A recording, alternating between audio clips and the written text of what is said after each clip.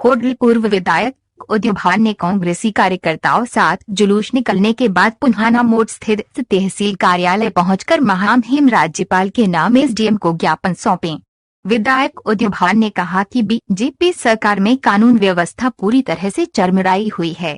सरकार का बिगड़ती कानून व्यवस्था की ओर कोई ध्यान नहीं है। 25 अगस्त को गांव पिंगलतू में 10 वर्ष की दलित समाज की बच्ची का दुष्कर्म कर हत्या के मामला है।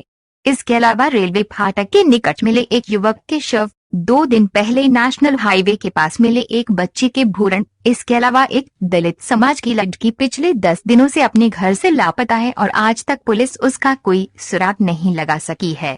उन्होंने कहा कि बीजेपी सरकार में कानून व्यवस्था पूरी तरह से चौपट है। बदमाशों के हौसले बुलंद हैं और बेकसूर लोगों को घरों में कैद होकर रहना पड़ रहा है।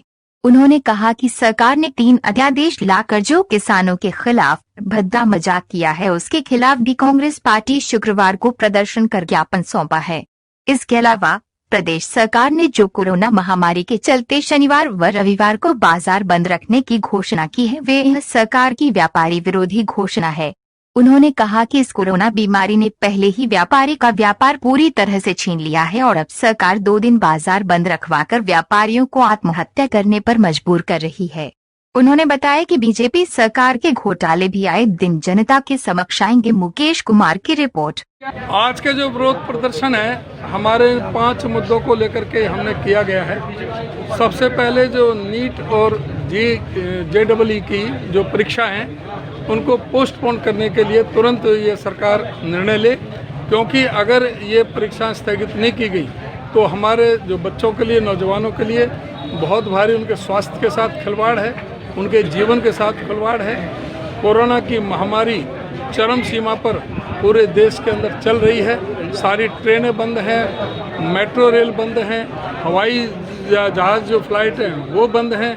आपके जो दूसरे जो संसाधन हैं उसके ट्रांसपोर्टेशन के, वो सभी बंद हैं। और उसके बावजूद भी ये अपनी हठ धर्मता पर, जिद पर अड़े हुए हैं कि हमें ये कराने हैं।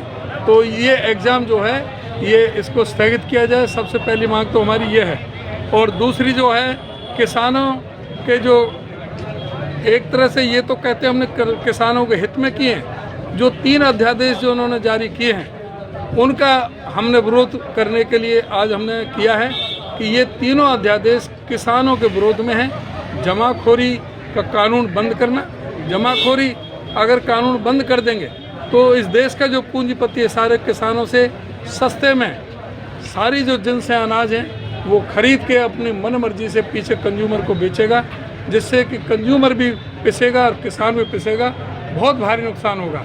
एपीएमसी के माध्यम से जो अनाज मंडियां को ये ख़त्म करने में लग रहे हैं। बिहार में 2006 में ऐसा किया। आज वहाँ की परिस्थिति ये है कि बिहार के अंदर यहाँ जो हरियाणा के धान घोटाला और चावल घोटाला हुआ, उसका कारण भी ये एपीएमसी की मंडियां हैं कि जो ये एपीएमसी के तहत जो मंडियां थी जो ख़त्म की हैं। और बिहार में उसी का परिणाम है कि यहाँ से जो धान है वो 800-900 रुपये क्विंटल, गेहूँ जो है 600-700 रुपये क्विंटल, और सारी जो जिन्स हैं वो सभी बिहार में सस्ती हैं। वहाँ किसान भी और मजदूर भी, गरीब आदमी पूरी तरह से इसीलिए पीड़ित है, इसीलिए दूसरे प्रदेशों में जाता है कि वहाँ का जो सिस्टम सही नहीं है।